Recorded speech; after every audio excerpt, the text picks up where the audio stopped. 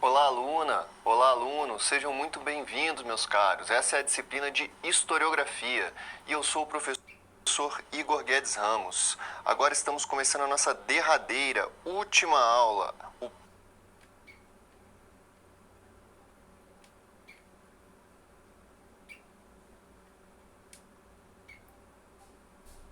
pós-estruturalismo e o debate contemporâneo.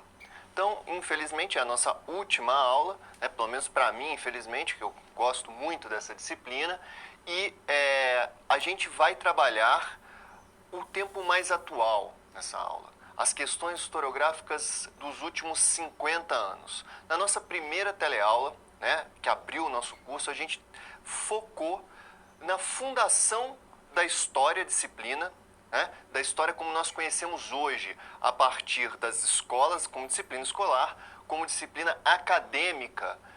Todo esse processo de fundação da história passa por uma corrente, por uma vertente historiográfica que a gente chama de historicismo, ou escola metódica, né?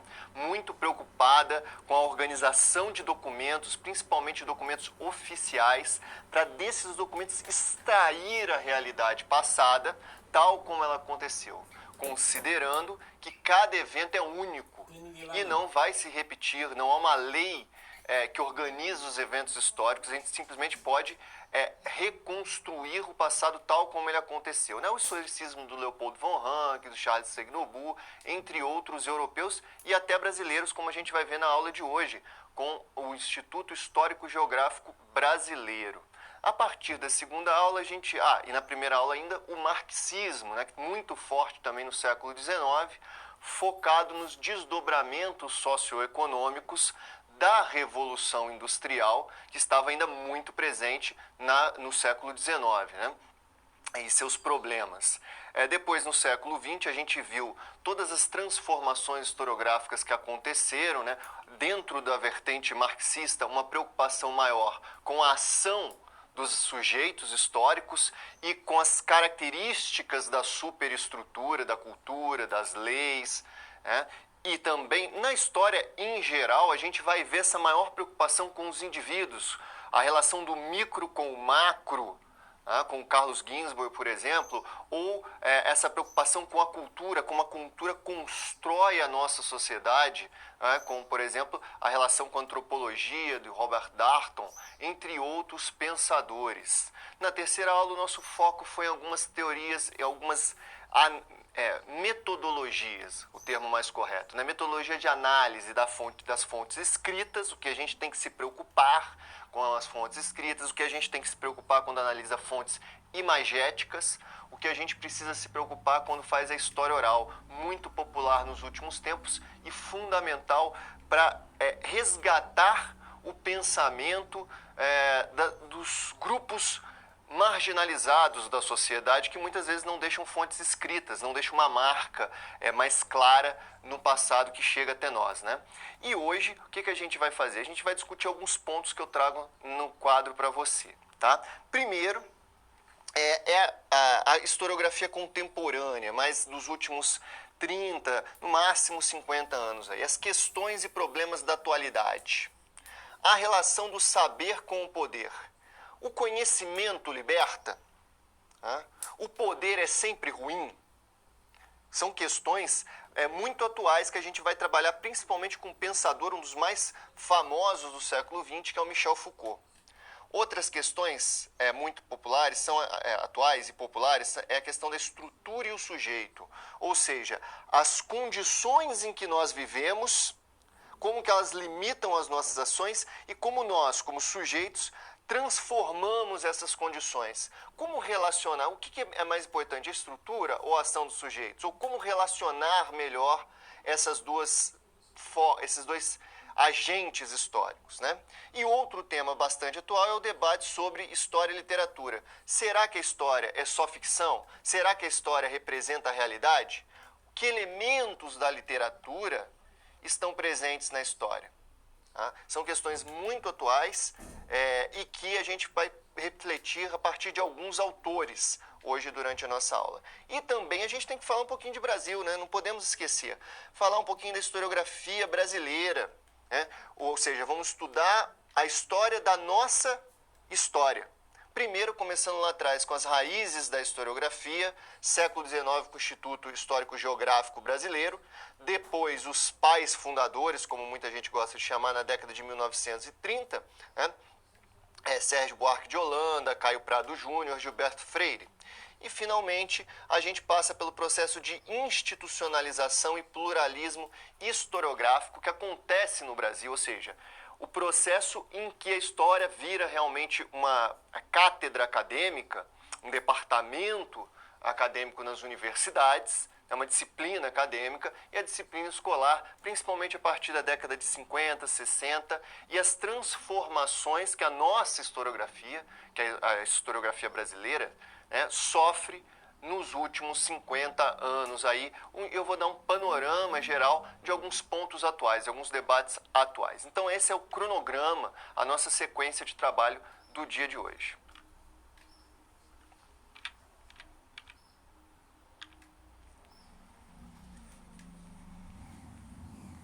Michel Foucault. Michel Foucault, sem dúvida, foi um dos pensadores mais famosos e mais polêmicos do século XX.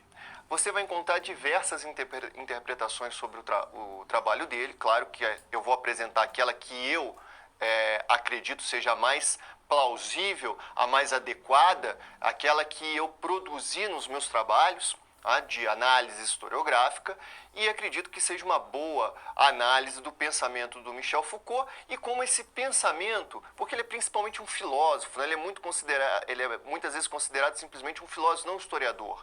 Mas eu vou tentar demonstrar que o trabalho do Michel Foucault não só é histórico também, mas como influenciou diretamente a produção historiográfica mundial, inclusive a brasileira. Então, o primeiro quadro que eu trago para você primeiro é a carinha dele aqui, simpática, essa fotografia do Michel Foucault, carequinha, a maior parte da vida dele ele foi careca, né?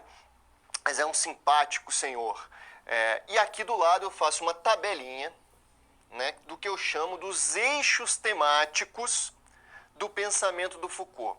O eixo, ele teve 3 eixos de temas ao longo da vida dele: o saber, o poder e a ética. No início da carreira dele, com o livro História da Loucura, que é o que seria a tese de doutorado dele, publicada em 1961, você encontra todos esses eixos. Tá?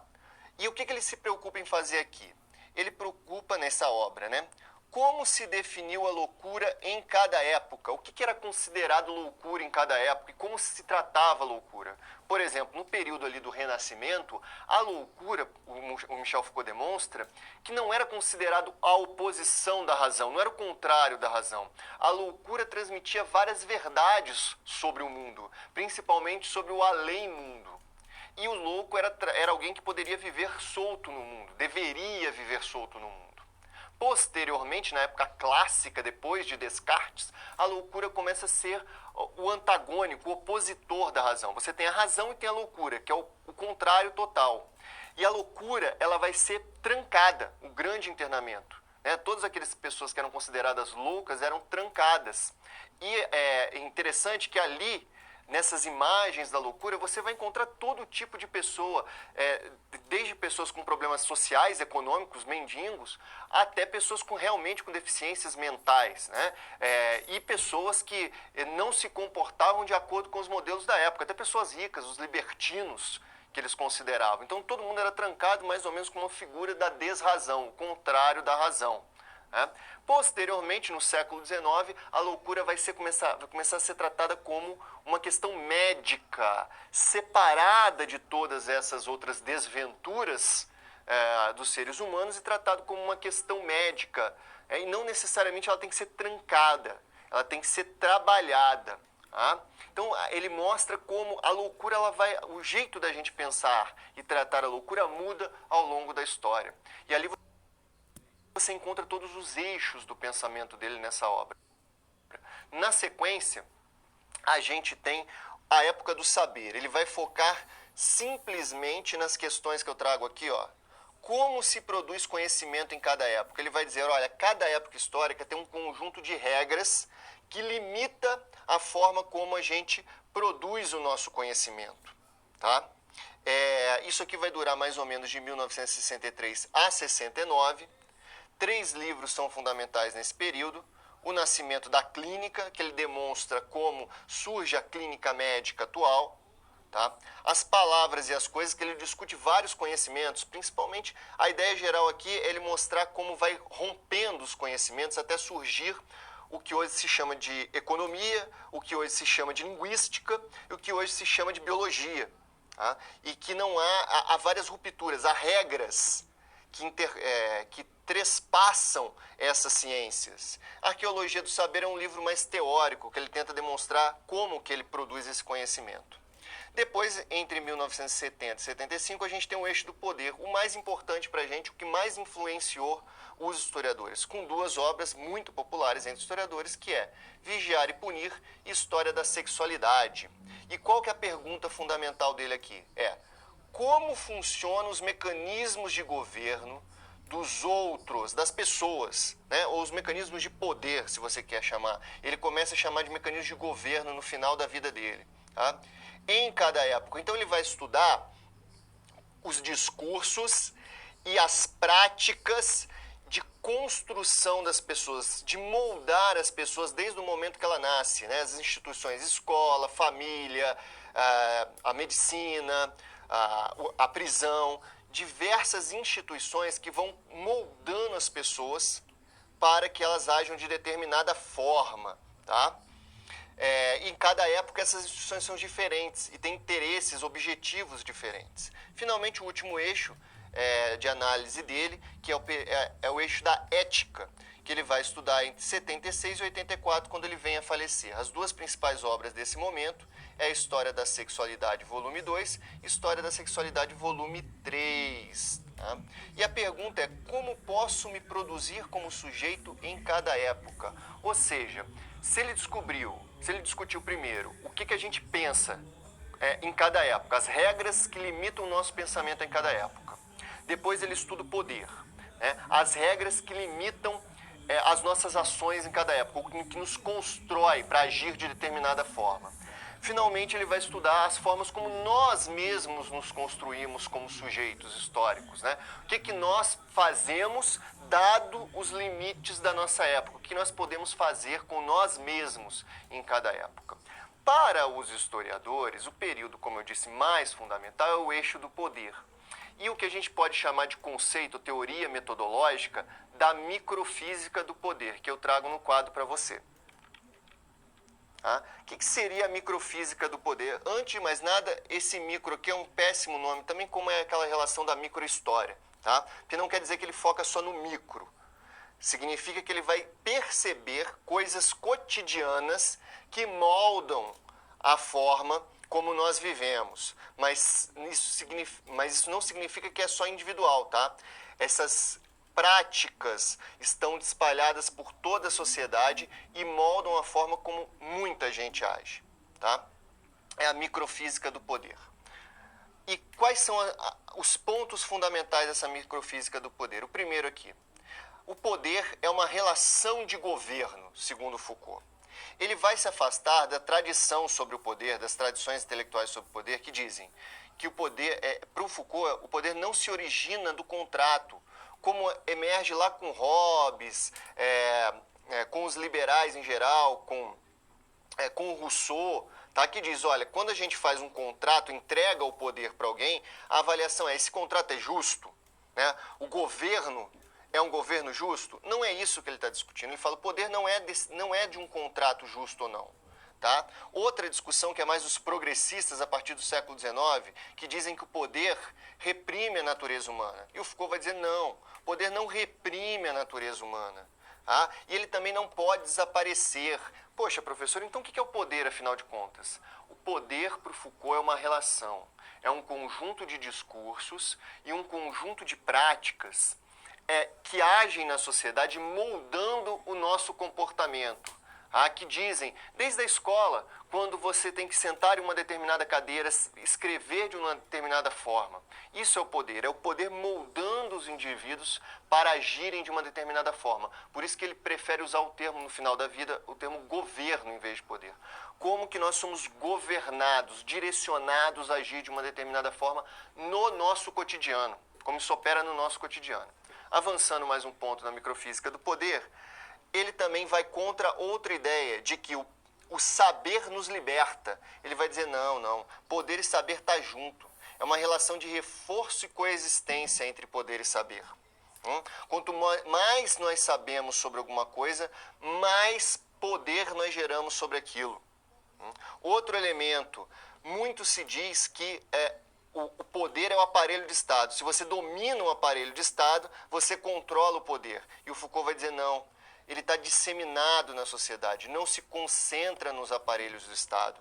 Ele está no nosso cotidiano, na sala de aula, nos hospitais, nas prisões, no supermercado, em qualquer lugar existem relações de poder que nos conduzem a agir de determinada forma. E finalmente ele vai falar, você não estuda o poder a partir de quem está fazendo alguma coisa. O poder não é subjetivo. Não depende de quem faz. Você precisa analisar as práticas. A análise das práticas e dos discursos, não dos sujeitos e de seus interesses. Então, para o Foucault, para você entender como o poder funciona na sociedade, você não parte de quem é o poderoso, quem é o presidente, ou quem que é o médico, ou quem que é o professor. Você estuda como que funciona. Quais são as regras da sala de aula? Quais são as regras dos hospitais? Quais são as regras do governo? Ou seja, as práticas e os discursos que justificam tudo isso. Tá? E isso tudo vai ser apropriado pelos historiadores e pelo próprio Foucault, que ele vai discutir dois grandes mecanismos que surgiram no século XIX, que é o dispositivo disciplinar e o dispositivo da sexualidade, que a gente já vai abordar em seguida.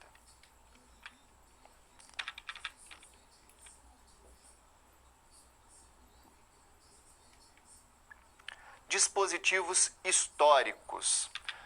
Então, o Foucault, ele tenta abordar as relações de poder ou o poder de uma forma diferente do que se abordava na sua época. Ele vai dizer, olha, o poder